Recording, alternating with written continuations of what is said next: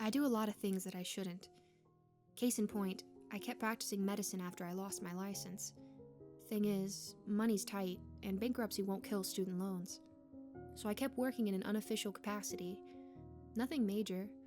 Consultations, minor surgeries, and procedures.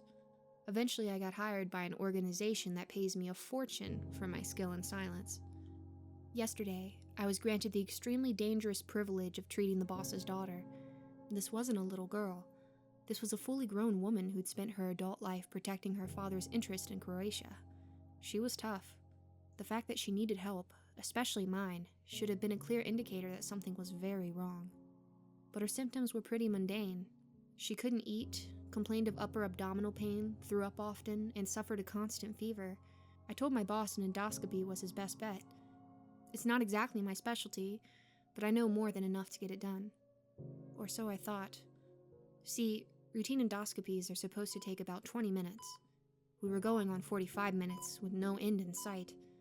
For the 10th time, my patient moaned through a mouthful of scope and shifted.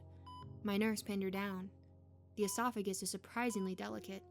One wrong move and the scope easily punctures it.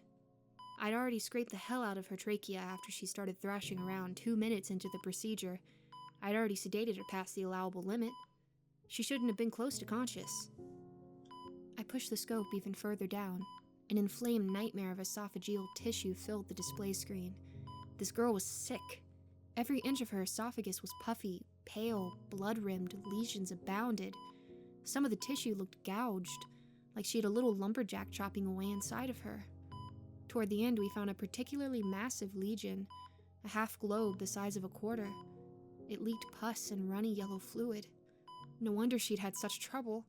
It was an absolute miracle she'd managed to swallow anything solid at all. The patient jerked to the side.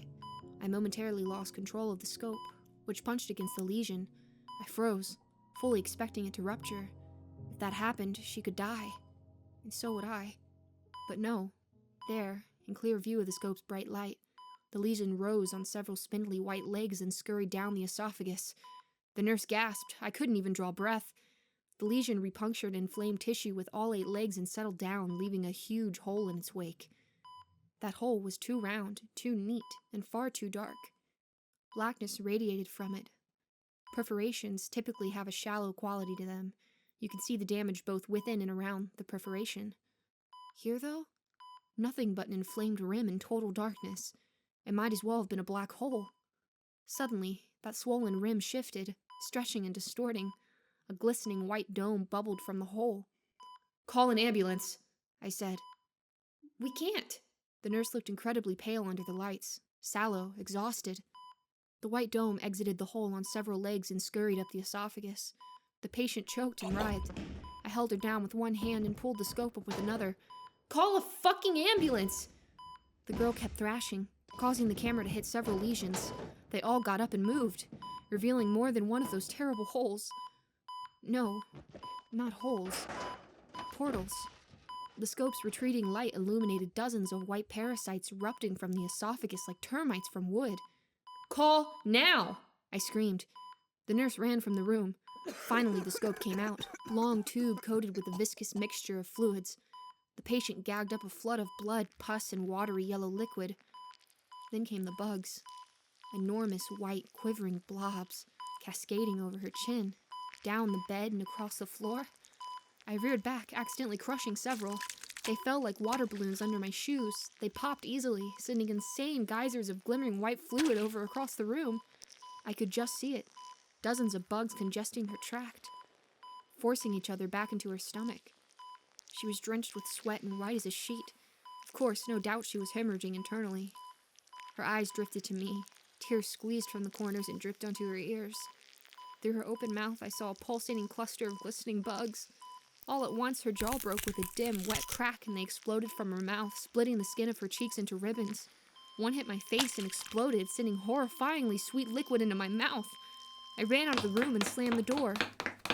Long story short, I left town. Maybe I'm not giving my boss enough credit, but honestly, I know him pretty well. He trusted me with his daughter, and I let her die. The specifics won't matter. If he finds me, I'm dead. It's all right, really. These are the risks you take when you do what I do. At least I have money. I'm actually looking forward to my freedom. Or would be, if it weren't for one thing. My stomach hurts.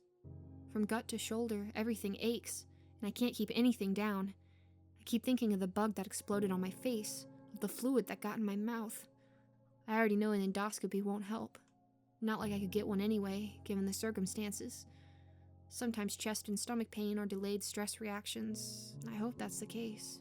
If not, guess I'll have to content myself with a can of bug spray.